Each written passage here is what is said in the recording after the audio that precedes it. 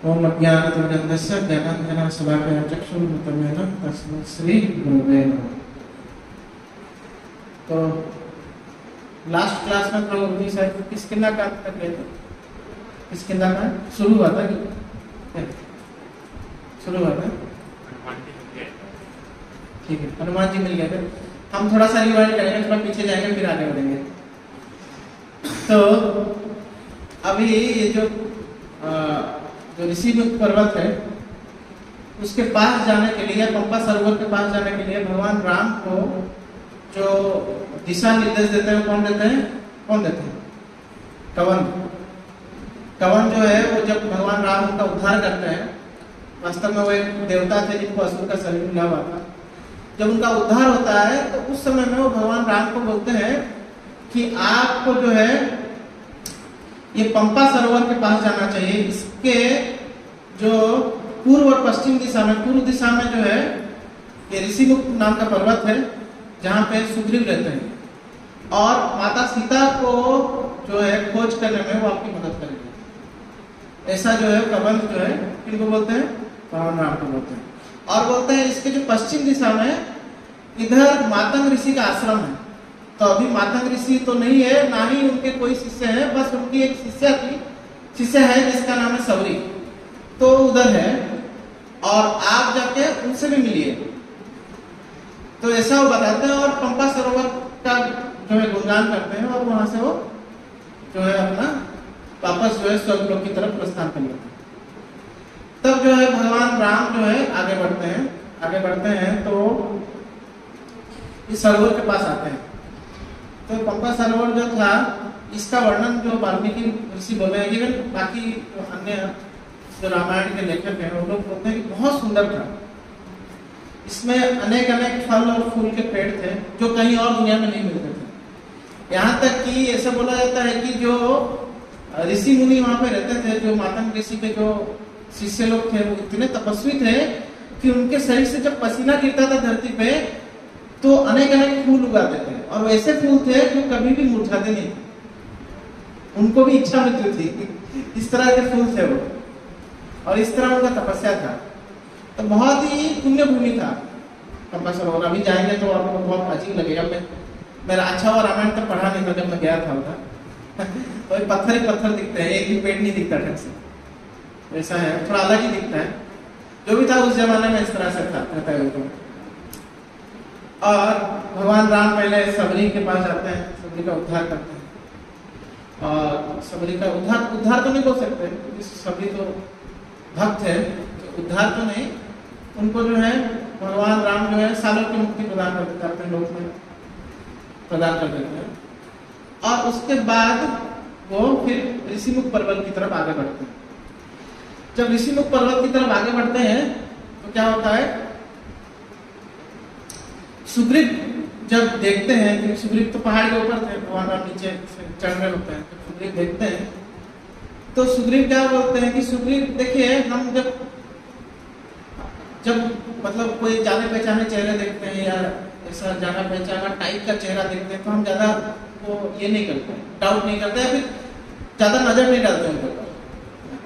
लेकिन अभी आप अगर सपोज क्या होता है ना, किसी को भी देखते हैं, किसी व्यक्ति को, तो हमारे पूर्व अनुभवों के अनुसार उसको जज करते हैं, केवल नजर से जज नहीं करते। किसी को अगर देखते हैं पहली बार भी तो पूर्व अनुभव कैसा है उसके ऊपर हम उसको जज करते हैं, और उसके साथ हम आदान प्रदान करते हैं। जैसे कि हम लोग अभी एकदम से किसी गोरे व्यक्ति को देखेंगे तो हमको सीधे लगेगा कि फॉरेनर है, तो उनके साथ हम हिंदी में बातचीत नहीं करेंगे, हम लोग इंग्लिश में ही करेंगे। अगर इंग्लिश नहीं भी आता है तो भी हम फूटे इंग्लिश में बोलेंगे, या किसी ऐसे व्यक्ति को बुलाएंगे जिसको इंग्लिश आता है ना, डायरेक्टली हम उसके साथ जो है हमको समझ में आ जाएगा कि भाई ये फॉरेन से है और ये इसको इंग्लिश में बात करना है। कैसे? क्योंकि हमारा पूर्व अनुभव है कि जैसे गोरे दिखने वाले लोग जो है वो जो है फॉरेनर है, उनको इंग्लिश ही आता है, ऐसा जो भी है ऐसा सोचो।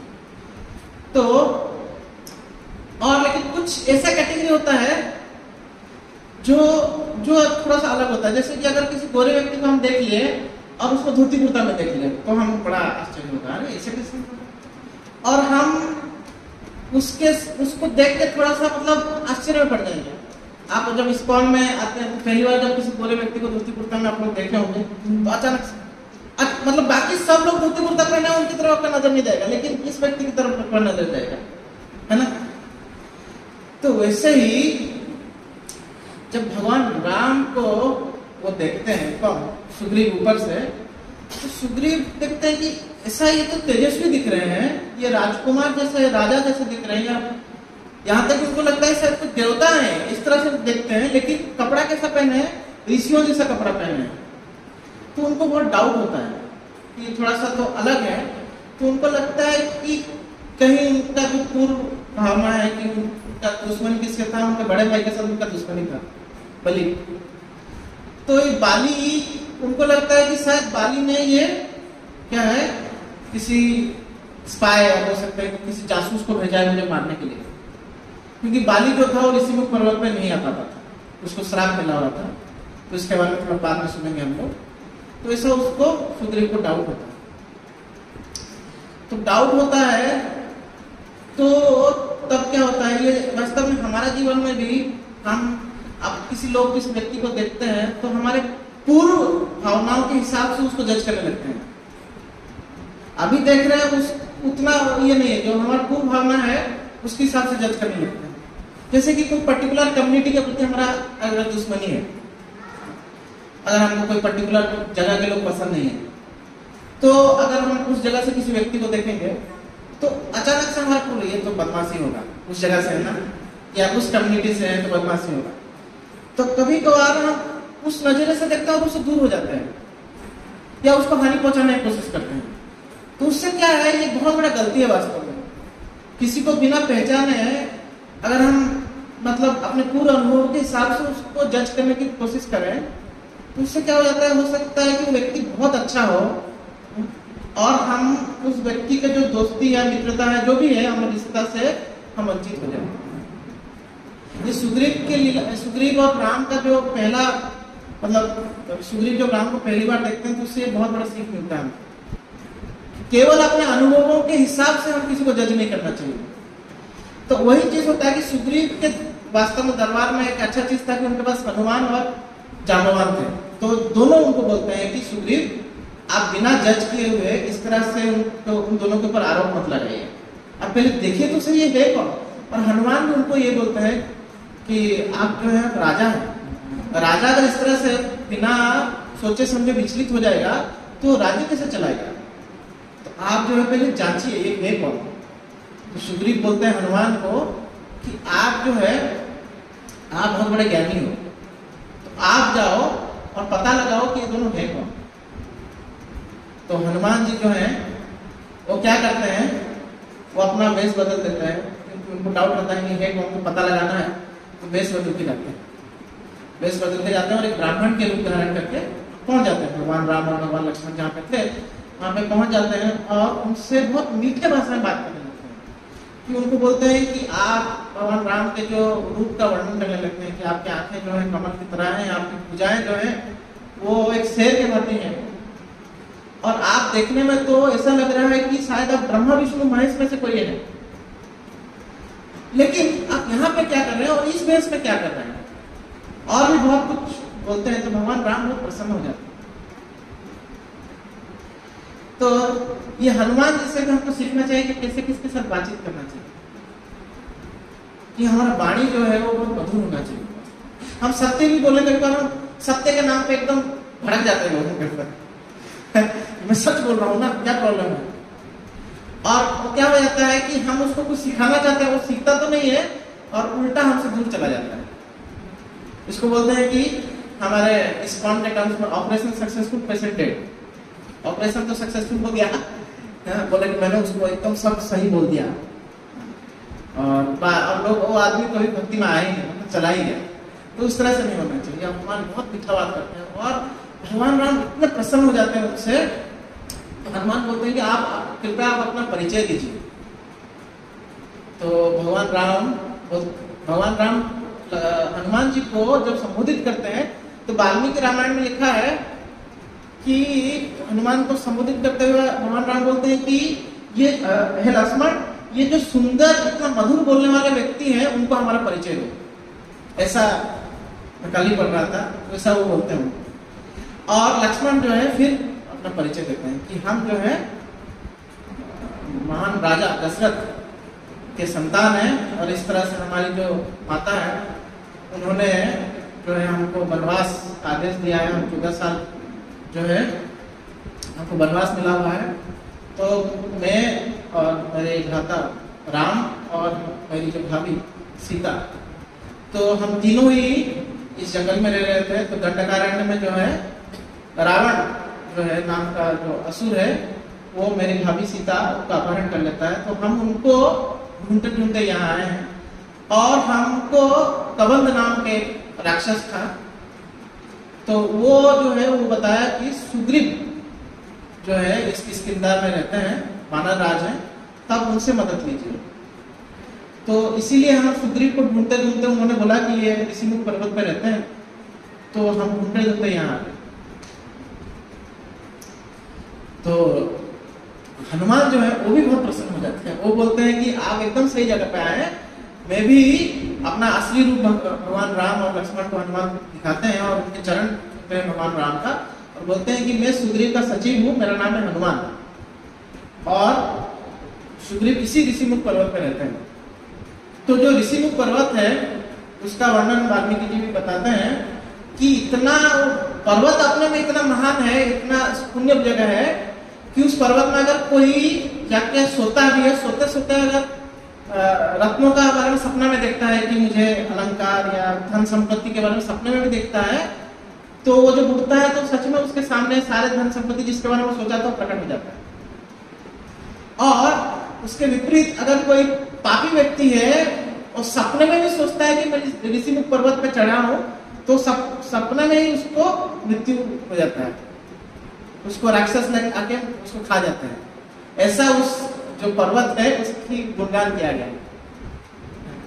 कोई अगर पुण्य आत्मा है और ऋषिमुख पर्वत पे जाता है और सपने में धन संपत्ति के बारे में सोचता है तो उसके सामने प्रकट हो जाता है। और कोई पापी व्यक्ति है वो पर्वत पे गया नहीं है लेकिन उस पर्वत पे रहने का सोचता है, तो सोचने पे ही उसका क्या हो जाता है, उसको मृत्यु हो जाएगा। क्योंकि वो त्रेता युग था, तो त्रेता युग में सोचने से ही पाप लग जाता था। तो अभी हम लोगों का ये जो स्कीम है ये हम लोग के लिए नहीं है, तो हम बच गए हैं। नहीं तो हम लोग सब जो है पता नहीं कहाँ रहते, रोज तो किसी का बुरा ही सोचते हैं। जो भी है, तो इस तरह से उसका वर्णन किया है। और हनुमान जी जो है वो बोलते हैं भगवान राम को कि मैं आपको सुग्रीव से मिलाता हूँ। तो भगवान राम बोलते हैं आप तो इतने छोटे हैं, आप हमको लेकर के जाए। बोले मैं आप दोनों को अपने कंधे पे बिठा लूंगा। और ऐसा बोल के जो हनुमान जी हैं अपना विशाल रूप ले लेते हैं और भगवान राम और भगवान लक्ष्मण को अपने दोनों कंधे पे बिठा देते हैं और दोनों को चरणों को पकड़ लेते हैं। उनको मौका मिल जाता है ना, भगवान राम को बोल भी नहीं सकते, बोले कि अगर आपके चरणों को नहीं पकड़ूंगा तब गिर जाएंगे, इसलिए पकड़ा हुआ। और दोनों के चरणों को पकड़ते हैं, उनको सुग्रीव के पास लेके जाते हैं। सुग्रीव जब इधर देखते हैं कि हनुमान जो है इन दोनों को, ये दोनों जो तपस्वी वेशधारी हैं उनको अपने जो है कंधे पे बिठा के ला रहे हैं, तो सुग्रीव वास्तव में वो समझ जाते हैं कि ये जो है हनुमान को, किसी दुश्मन को तो ऐसे लेके नहीं आएगा, जरूर हमसे मित्रता करने वाले लोग। और हनुमान फिर बाद में भगवान राम को सुग्रीव से मिलाते हैं। तो वहां पे हनुमान जी जो है एक तरह से गुरु का कार्य कर रहे हैं। गुरु क्या करता है, भक्त को भगवान से मिलाता है। गुरु का कर्तव्य क्या है वास्तव में, भक्त में श्रद्धा लाना भगवान के प्रति। भगवद गीता में गुरु साधु शास्त्र तीनों का वर्णन किया गया है कि इन तीनों से भगवान के प्रति श्रद्धा बढ़ता है। पहले जमाने में जो लोग थे, आप देखिए कि ये श्रद्धा के कारण ही बड़े बड़े मुश्किल को जो है सह लेते थे। अब गाँव में जाइए, सुबह शाम लोग बिना गलती किए जो है भगवान का आरती करेंगे, बिना आरती के कुछ करेंगे नहीं। शाम का टाइम हो जाएगा ना, जैसे अंधेरा हो जाएगा तो मम्मी क्या करेगी, बोलेगी अब पहले आरती करने दे, फिर जो है खाना बना, जो बनाना है बनाओ, पहले आरती करेगी। इसलिए कितना भी घर में बड़ा प्रॉब्लम आता था ना, वो लोग सह लेते थे। क्यों? भगवान है, भगवान है, ठीक है अभी प्रॉब्लम आ रहा है लेकिन भगवान देख रहे हैं हमारे साथ अच्छा हो। ये श्रद्धा, अभी ये श्रद्धा नहीं है। क्यों नहीं है? अभी तो हम अपने ऊपर ही डिपेंडेंट हैं। अब हमारे एडवर्टाइजमेंट भी ऐसे हैं, कर लो दुनिया में, जस्ट डू इट, सब कुछ खुद कर सकते हो। तो हम खुद के ऊपर डिपेंडेंट है। और जब कुछ मुश्किल होता है, हम किसी चीज में हार जाते हैं, तो क्या हो जाता है कि अब हमको बचाने के लिए कोई नहीं है, क्योंकि हम हार गए ना। अब भगवान है, किसी के ऊपर तो हमको कोई श्रद्धा नहीं है, हम ही सब कुछ है। तो हमसे नहीं हो पा रहा है तो लोग हार जाते हैं। बहुत देखिए, इसलिए इतना टेंशन है अभी के टाइम में। इवन ये तो नास्तिक का बात हो गया, जो बिल्कुल भगवान में बिलीव नहीं करते। इवन जो भगवान में बिलीव करते हैं, वो भी अगर गुरु साधु शास्त्र इन तीनों के शरण में नहीं आते हैं, तो केवल मंदिर आ रहे हैं, दर्शन कर रहे हैं, चले जा रहे हैं, तो उनका श्रद्धा भी उनके मन के ऊपर ही है। बहुत सारे लोग आते हैं मंदिर, लेकिन बस कम लोग जो है मंदिर आते हैं तो किसके साथ इंटरेक्शन करते हैं, कुछ गीता के बारे में चर्चा करते हैं। नहीं तो जनरली आते हैं, प्रणाम करके निकल जाते हैं। तो कोई श्रद्धा ही नहीं है, किसी कोई गुरु के प्रति कोई श्रद्धा नहीं है, तो उनकी श्रद्धा भी उनके मन के ऊपर ही है। अब मन का जो श्रद्धा है वो मतलब एक तरह से आप खुद के ऊपर डिपेंडेंट हो। इसीलिए देखिए, भक्ति मंदिर रोज आ रहे हैं, लेकिन भगवान के प्रति जब कुछ भी घर में बुरा हो गया ना उनके, तुरंत भगवान के प्रति श्रद्धा चला जाएगा, क्योंकि जो श्रद्धा था उन्होंने अपने मन के ऊपर डेवलप करके रखा था। तो बुरा हो गया, अरे क्या भगवान तो है नहीं। तो ये जो श्रद्धा देने का कार्य है, वास्तव में साधु और शास्त्र तो बाद में आता है, पहले गुरु आता है। गुरु ही साधु और शास्त्र से मिलाते हैं। तो इसलिए जीवन में, भक्ति में, स्पेशली आध्यात्मिक जीवन में, गुरु जब तक नहीं है तब तक आप आध्यात्मिक जीवन में एक स्टेप भी आगे नहीं है, आप एकदम बैकफुट पे ही है। गुरु का होना बहुत जरूरी है, वही आध्यात्मिक जीवन का शुरुआत। हम लोग जब दीक्षा सेरेमनी होता है तो इंग्लिश में उसको बोलते हैं इनिशिएशन। इनिशिएशन मतलब क्या है? शुरुआत। तो शुरुआत है भक्ति की वास्तव में जब दीक्षा होता है हमारा। तो ये सुग्रीव और राम के भेंट से हम लोग ये 3 चीज सीखते हैं। पहला चीज क्या है? किसी को भी अपने पूर्व अनुभव के हिसाब से केवल जो है जज ना करना, केवल अपने पूर्व अनुभव के हिसाब से जज ना करना, ये पहला सीख है। पूर्व अनुभव हमारे काम आता है, लेकिन फिर भी हमको पहले उनको और भी बातचीत या उनका जो है उनका रहन सहन, एक्चुअली 4 चीजों के ऊपर डिपेंडेंट होता है कि हम एक व्यक्ति को कैसे पहचाने। 4 चीज से हम पहचानते हैं। क्या क्या 4 चीजें हैं? पहला चीज जो है कैसे दिखता है। पहला चीज है कैसे वो दिखता है। दूसरा चीज है क्यों, क्या बोलता है। तीसरा चीज है कैसे बोलता है। और चौथा चीज है क्या करता है। तो 4 चीजों के ऊपर हम इसको जज करना चाहिए। क्या क्या है 4 चीजें? पहला क्या है? कैसे दिखता है। उसमें ही नहीं जाना चाहिए, उसके आगे ही बढ़ना चाहिए, क्योंकि लोग दिखने में बड़े बंधु होते हैं लेकिन बहुत ज्ञानी व्यक्ति होते हैं। तो कैसे दिखता है, फिर कैसे बोलता है।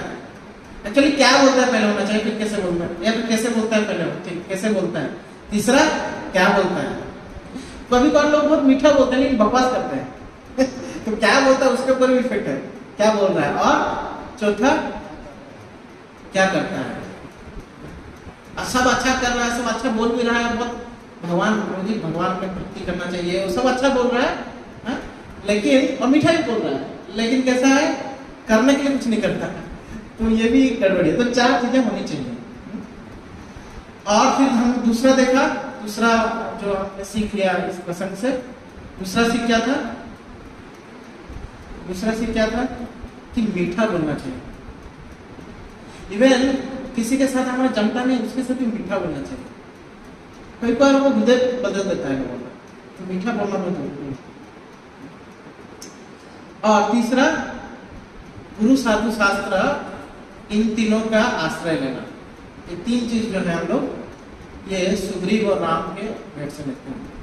फिर जो है हनुमान जब मिलाते हैं तो हनुमान जो है भगवान राम का परिचय देते हैं कि ये जो है दशरथ नंदन है, भगवान राम, और इनके छोटे भाई लक्ष्मण, और ये जो है उनकी पत्नी जानकी, इनके खोज में इधर उधर घूम रहे हैं और आपसे सहायता मांगना है।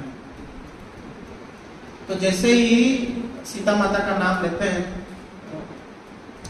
तो सुग्रीव बोलते हैं कि मैंने भी कुछ दिन पहले यहाँ से आकाश मार्ग में रावण जो था एक अबला स्त्री को जो है वो लेके जा रहा था, बहुत रो रही थी और राम राम नाम ले रही थी। और जैसे ही सुग्रीव बोलते हैं कि मैं और मेरे साथ मेरे 4 साथी थे, वो लोग खड़े थे, जैसे ही हम पांचों को देखती है वो क्या करती है, ऊपर से अपने कुछ आभूषण और अपना एक साल जो है वो नीचे फेंक देती है हम लोगों को देख के, ताकि हम उसको वो चीज को रख के कुछ मदद कर सकें इस तरह से।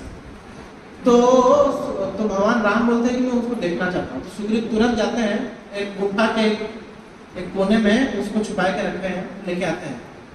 और सुग्रीव राम को जब दिखाते हैं तो राम उसको देख के भगवान राम फूट फूट के रोने लगते हैं, फूट फूट के रोने लगते हैं।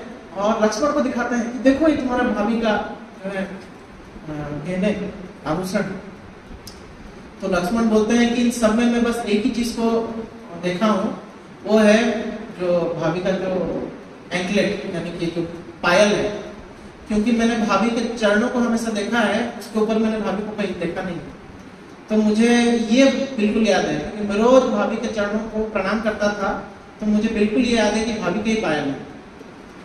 तो इस तरह से। और सुग्रीव भी बोलते हैं कि भगवान राम को कि मेरा भी आपकी तरह ही हाल है, जैसे आप अपने राज्य से वनवास में आए हुए हैं, तो मेरे को भी मेरा राज्य से मेरा बड़ा भाई जो है निकाल दिया है, और जबरन मेरे पत्नी को भी उसने हर लिया है, अपने पास रख लिया है। तो मेरा भी कुछ आपके तरह ही हाल है, तो हम दोनों एक दूसरे की मदद कर सकते हैं। और ऐसा जब सुग्रीव बोलते हैं तो भगवान राम बहुत आनंदित होकर सुग्रीव को अपने गले लगा लेते हैं। और वहां हनुमान जो है क्या करते हैं, आग लगाते हैं और दोनों की दोस्ती को पक्का कराते हैं। मतलब आग के सामने आपने शपथ लिया कि हम दोस्ती को निभाएंगे, ऐसा करके दोनों शपथ लेते हैं।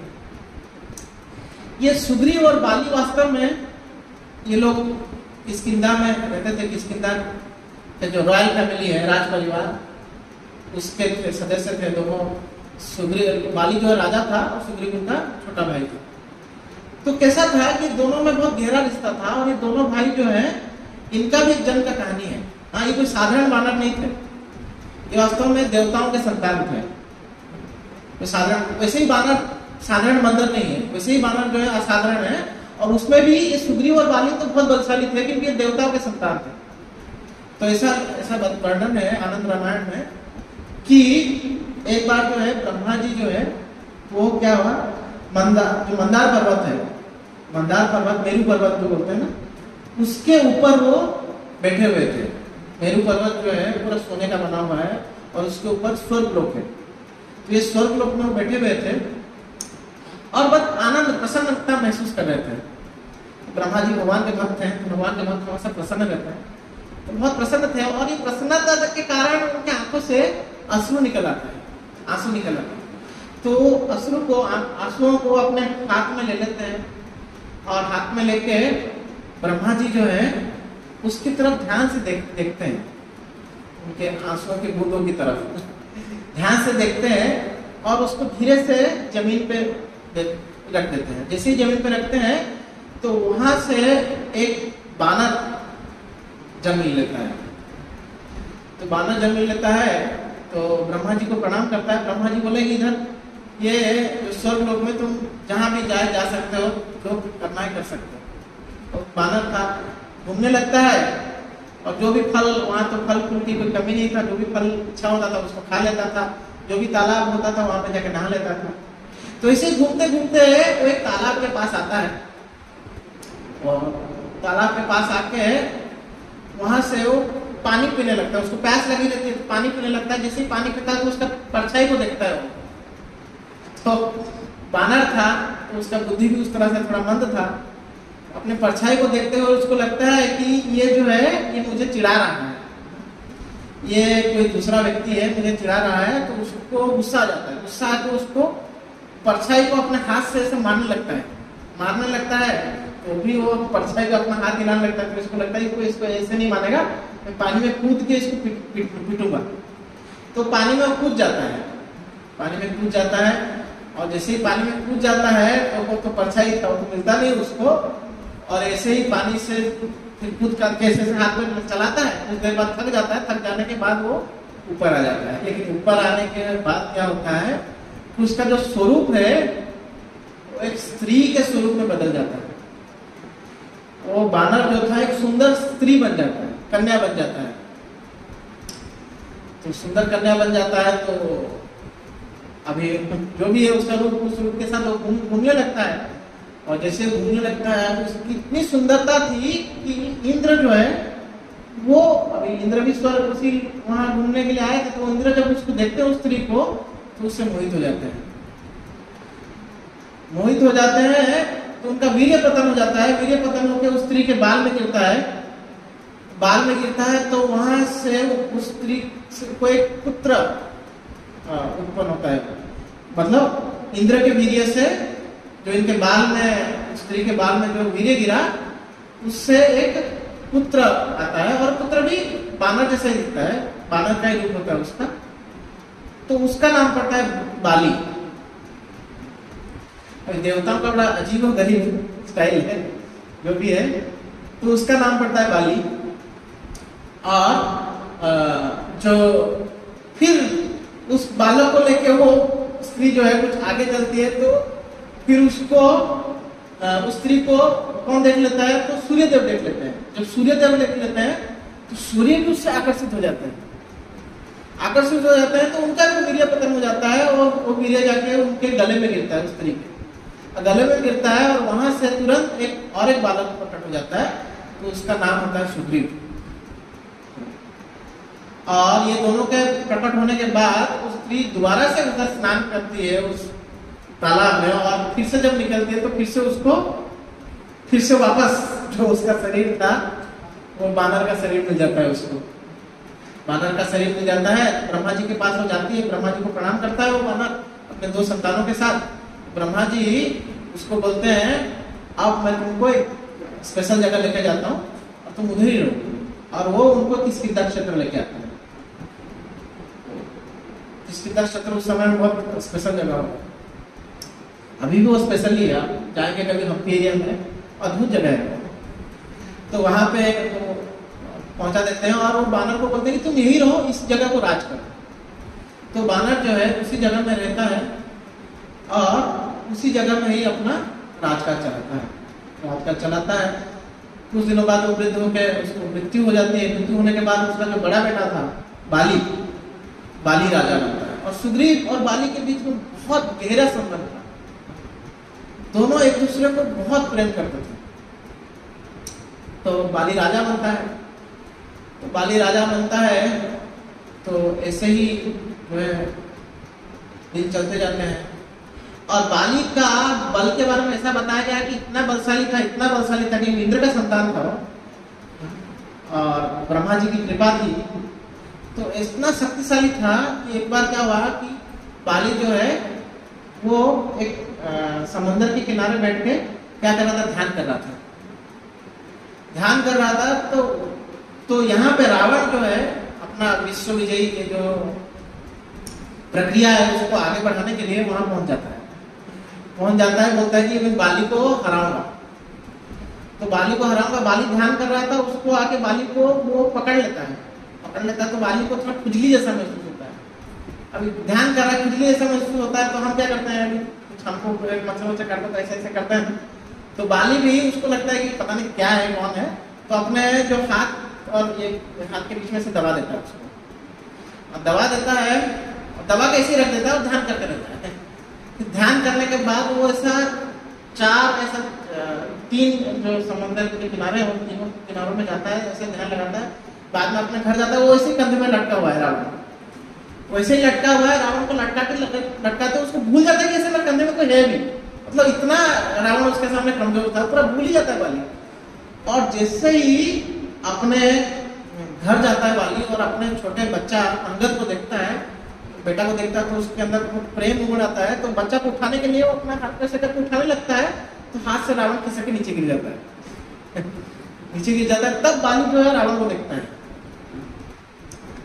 तो बाली रावण को देखता है लेकिन इतना ध्यान नहीं देता, तो अपने बच्चे में मग्न था। और उधर क्या है, वो घर की जो स्त्रियां हैं वो रावण को देख के बड़ा मोहित हो जाते हैं। मतलब ये तो छोटा सा एक तो खिलौना जैसा दिख रहा है, हमारे बच्चे को जो है बहुत पसंद आएगा। तो बाली की जो पत्नियां थी वो क्या करते हैं, वो अंगद जो था ना, अंगद का जो क्या बोलते हैं उसको, क्रेडल, जहाँ पे अंगद को सुलाए थे, तो वहां के ऊपर में जैसे बच्चे के ऊपर एक खिलौना ऐसे लटकाते हैं ना, तो वैसे ही वो रावण को लेके स्त्रियां जो है, बाली नहीं, स्त्रियां जो है लटका देती है वैसे ऐसे झुलाते रहते हैं उसको, और वैसा रावण जो है ऐसे ऐसे झूलता रहता है, और ये लोग अंगद देख के बड़ा खुश होता है। और रोज जो है बाली स्नान कराता था। कौन कराता था? तो अंगद अपने मूत्र से बाली का स्नान कराता था। तो टॉयलेट रहता था, छोटा बच्चा है, तो टॉयलेट जो है सीधा उसके बाली के ऊपर, रावण के ऊपर जाके गिरता था। तो ये हाल था रावण का। ऐसा जो आनंद रामायण में लिखा है, आचार्य लिखे हैं, वैसे कोई झूठ नहीं होगा। तो ये ऐसा शक्तिशाली था बाली, उसका बच्चा का खिलौना बन गया था रावण। तो बाद में रावण बहुत जो है बाली के सामने गिड़गिड़ाता है। बाली बोलता है ठीक है छोड़ देता हूँ, और रावण बोलता है कि आप मेरे से दोस्ती कर लो, मैं आपकी तरफ दोस्ती का हाथ बढ़ाता हूँ। तो दोनों ही बदमाश प्रवृत्ति था दोनों का, तो बाली जो है उसे दोस्ती कर लेता है। तो दोस्ती कर लेता है और रावण फिर चला जाता है वहां से। तो यहाँ पे ये जो बाली, मतलब सोचे कितना शक्तिशाली होगा। तो एक दिन क्या होता है कि बाली को जो है एक मायावी नाम का राक्षस था, वो माया दानव का संतान था। तो वो आता है, उसको ललकारता है बाली को, रात को तो आके ललकारता है। वो किष्किंधा का जो राज्य था, का जो गेट था, मेन गेट, वहां के सामने आके चिल्लाने लगता है। चिल्लाने लगता है तो बाली जो था तो क्या था, बानर था, वो दारू वारू पी के अपना आराम से सो रहा था। तो जब आवाज लगाता है तो उठ जाता है बाली, उठ जाता है, तो कौन इतना चिल्ला रहा है। तो बाली अपने अकेले ही चला जाता है। बाली को किसी चीज का डर नहीं था, अकेले चला जाता है और देखता है कि ये माया भी चिल्ला रहा है। तो बाली की रक्षा करने के लिए उनका छोटा भाई भी आ जाता है, सुग्रीव भी आ जाता है। बाली बोलता है सुग्रीव को तुमको आने की जरूरत नहीं है, मैं अकेला इसलिए काफी हूँ। सुग्रीव बोलता है नहीं नहीं भ्राता, मैं आपके साथ चलता हूँ, कुछ गड़बड़ हो गया तो मैं रहूंगा। बाली बोलता है ठीक है चलो।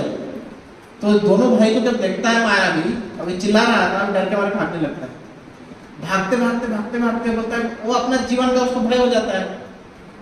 तो एक गुफा था, छोटा सा गुफा, उसके अंदर घुस जाता है, उसको खोद के अंदर घुसते चला जाता है। तो बाली उधर, बाली और सुग्रीव उस गुफा के जो ये था छेद था उसके पास आते हैं, और बाली बोलता है सुग्रीव को तुम इधर ही रुको, मैं जाता हूँ उसको मार के आता हूँ, तुम इधर ही रुके रहो। तो सुग्रीव बोलता मैं भी चलता हूँ आपके साथ रहता। बोलता नहीं, इसके लिए मैं काफी, तुम रुको आराम से, तुम टेंशन मत लो। और बाली अंदर चला जाता है, अंदर चला जाता है, और इसका 1 साल बीत जाता है। 1 साल बीत जाता है, सुग्रीव वहां पे वेट करते करते वो भी थक जाते हैं। उनको भय या कंफ्यूजन होने लगता है कि क्या हो गया, 1 साल हो गया मेरा भ्राता अब तक आए नहीं। वास्तव में वो गुफा इस तरह से था ना, मतलब ऐसा भूल भुलैया टाइप का था, तो वो असुर को ढूंढ नहीं पा रहा था बाली।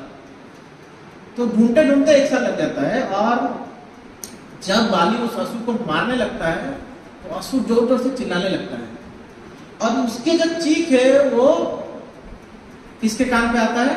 सुग्रीव के कान पे आता है। बाली भी चिल्लाता है, लेकिन बाली का जो चीख हो सुग्रीव के कान पे नहीं आता है। तो असुर का चीख आता है, तो असुर का जब चीख आता है तो सुग्रीव सोचता है कि मेरा भाई तो आवाज ही नहीं आ रहा है, शायद मेरा भाई को इसने मार दिया, ऐसा सोचने लगता है। और वो सोचता है कि सुग्रीव वहां पे सोचता है कि अगर ये मेरे भाई को मारने के बाद बाहर निकल आता है तो मैं तो इसके साथ लड़ाई नहीं कर पाऊंगा, तो हमारे किष्किंधा राज्य के लिए बड़ा खतरा है।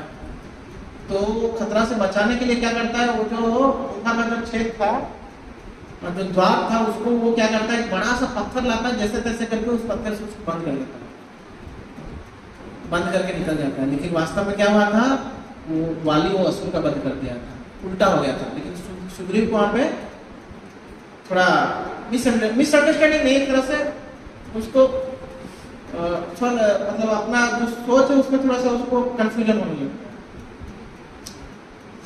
तो यहाँ पे बाली जब देखता है, बाहर आता, गुफा से बाहर आने की कोशिश करता, देखता है बड़ा पत्थर। तो बाली को भी मन में शंका, जैसे सुग्रीव को मन में शंका उत्पन्न हुआ था कि शायद मेरा भाई मारा गया, वैसे बाली के मन में शंका उत्पन्न हो जाता है कि मेरा भाई शायद बदमाश है। और यहाँ पे क्या होता है कि बाली जब सुग्रीव अकेला किष्किंधा आते हैं तो मंत्रियों को बोलता है कि शायद बाली जो है वो मारेंगे, तो मंत्री लोग बोलते हैं कि अब आपको ही राज करना पड़ेगा। तो सुग्रीव का हालांकि इच्छा नहीं था, लेकिन सुग्रीव को राजा बना देते हैं, सुग्रीव को राजा बना देते हैं और सुग्रीव अपना वहां पे राज करते हैं। अब बाली यहाँ पे पत्थर जब देखा तो उसको लगता है कि सुग्रीव जो है शायद कुछ बदमाशी किया है। अब देखिए दोनों भाइयों के मन में शंका आता है, सुग्रीव के मन में भी शंका आया था, बाली के मन में भी शंका आया था। तो बाली जो है जैसे तैसे करके उस पत्थर को हटाता है, उसके पास बल नहीं था वास्तव में, क्योंकि बहुत सारा बल जो है उस असुर को मारने के लिए चला गया था। तो बहुत समय थोड़ा समय रुकता है, वो अपना पूरा बल इकट्ठा करता है, उसको जैसे तैसे करके निकालता है और सीधा किष्किंधा पहुंच जाता है। जैसे किष्किंधा पहुंचता है तो सुग्रीव को दिखता है कि भाई ये तो मेरा गद्दी पे बैठा हुआ है, मेरा गद्दी पे बैठा हुआ है इधर, और मेरे को वहां पे गुफा में बंद करके रखा था। तो उसको बड़ा गुस्सा आ जाता है। सुग्रीव जब अपने भ्राता को देखता है तो वो भाग के उससे उतर जाता है, उस सिंहासन से भाग के अपने भाई के पास आता है, उनके चरण छू लेता है, कहता है और बहुत खुश हो जाता है कि भैया आप जीवित है, मैं सोचा कि आप चले गए। सुग्रीव बोलता है कि अब आप जो है ये राज्य संभालिए, ये आपका ही राजगद्दी है, मैं बस आप नहीं थे बोल के बैठा था। ये रावण है, ये बाली जो है सब कुछ सुनता नहीं है और ढेर गुस्सा मारता है सुग्रीव को। और बहुत गाली देने लगता है, तू नीच है, तू हमेशा जो है मुझे मार के ये भोगना चाहता था, किष्किंधा का राजा बनना चाहता था। तो बाली का जो मुक्का है वो सुग्रीव को जितना कष्ट नहीं देता, बाली का वाक्य है वो सुग्रीव को ज्यादा कष्ट देता है। और देखिए इस दोनों के जो शंका है, दोनों की शंका से हमको एक चीज सीखना चाहिए। देखिए सुग्रीव का जो शंका था वो, क्योंकि सुग्रीव को और ज्यादा कुछ सोच नहीं था, एक तो या तो मेरा भाई जीवित है या तो मेरा भैया मर गया, ये दो सुग्रीव के पास ऑप्शंस थे। लेकिन क्योंकि उसने अपने भाई का आवाज नहीं सुना तो उसको लगा शायद मेरा भैया मर गया। लेकिन यहाँ पे बाली के पास बहुत सारा ऑप्शन थे। बचपन से मेरा छोटा भाई जो है मेरा सेवा करता है, मेरा छोटा भाई जो है मुझसे बहुत कमजोर है, तो बाली वहां पे अपने भाई को मौका देना चाहता है, उनका सुनना चाहिए। कई बार हम भी कुछ रिश्ते में होते हैं या फिर कुछ उस तरह से हमारा किसी के साथ दोस्ती होता है, अचानक से अगर हमारा दोस्त जो है या हमारा मित्र है या हमारा कोई भी भाई बंधु जो भी है, अचानक से अगर कुछ अलग ही जो है हम लोग डिसीजन ले लेते हैं, ये तो बेकार हो गया, शायद ये किसी और से किसी मेरे बारे में कुछ बुरा सुन लिया। बहुत बार से ऐसा होता है कि नहीं? जैसे कि एक बार क्या होता है, हमारे भक्त थे, उनका क्या होता है कि बैक में बहुत पेन था, पीठ में बहुत पेन होता था। तो एक सीनियर प्रभु जी आते हैं, तो हम लोग अब देखें अभी जब भक्त एक दूसरे को मिलते हैं तो प्रणाम करते हैं, पंचांग प्रणाम करते हैं। तो सीनियर प्रभु जी आते हैं, वो सीनियर प्रभु जी जूनियर को देख के प्रणाम करते हैं और ये जूनियर ऐसे ही हाथ को जोड़ लेता है, झुकता नहीं है।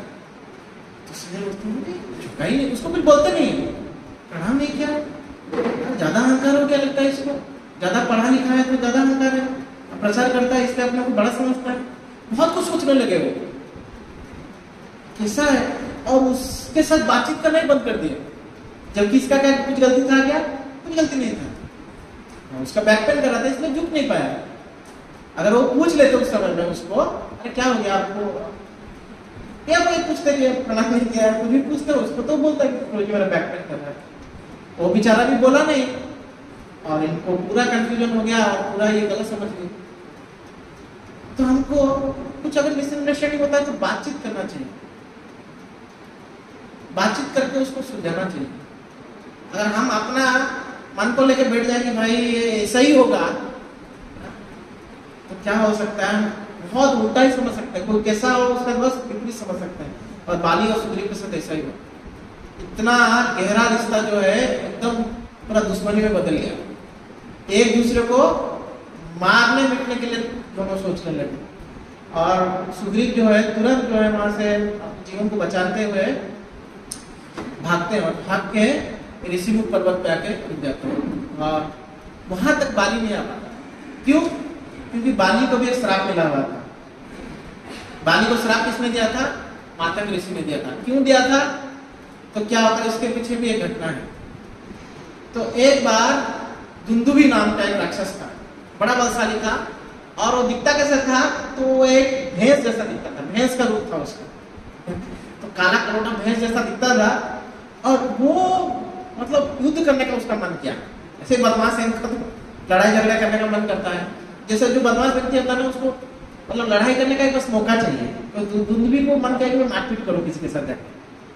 तो वो सोचता है कि मेरा बराबर का बलशाली कोई है ही नहीं। वो सोचता है कि समंदर बहुत बड़ा है, समंदर जो है इसके साथ युद्ध करूंगा तो मुझे मजा आएगा। तो समुद्र के पास चला जाता है और समुद्र को ललकार लगता है कि तेरे पास दम है तो आ मेरे से लड़ाई कर। तो समंदर जो है उसको बड़ा गुस्सा आता है, लेकिन वो सोचता है कि क्यों इसके साथ युद्ध करूं मैं फालतू का। तो ऊपर आता है समंदर जो है, उसको बोलता है दुंदुभी आप बहुत बड़े ताकतवर हो और आपके साथ युद्ध करने का मेरा कोई क्षमता नहीं है। आप जो है काम कीजिए, हिमालय के पास जाइए, हिमवान उनके पास जाइए, उनसे जाके युद्ध कीजिए, बहुत बलशाली है और वो शिव जी के जो है क्या है ससुर है, तो वो आपके बराबर का टक्कर दे सकते हैं। तो जो दुंदुभी जो है वहां से निकल पड़ता है और सीधा हिमालय की तरफ भागता है। हिमालय की तरफ भागता है, उसकी अलग अलग चोटियों को जो उखाड़ के फेंक देता है, उनको ललकारने लगता है हिमालय को। तो हिमालय को बड़ा गुस्सा आता है, क्या ये कौन आ गया इधर। तो हिमालय भी उसको आके दर्शन देते हैं और बोलते हैं कि हे दुंदुभी आप जो है बहुत बलशाली हैं और मेरे में कोई क्षमता नहीं, मैं वृद्ध हो गया हूँ, पूरा सफेद सफेद हो गया हूँ मैं, तो और मेरे में कोई दम नहीं है आपके साथ युद्ध करने के लिए। आपके बराबरी का कोई इस दुनिया में है तो है बाली। आप जाइए बाली के पास, बाली से युद्ध कीजिए, वो आपको बराबरी का टक्कर देगा। किधर रहता है वो, आप जाइए किष्किंधा। तो वहां से हिमालय से सीधा किष्किंधा में आता है, किष्किंधा में आता है और बाली से वो क्या करने लगता है, ललकारने लगता है।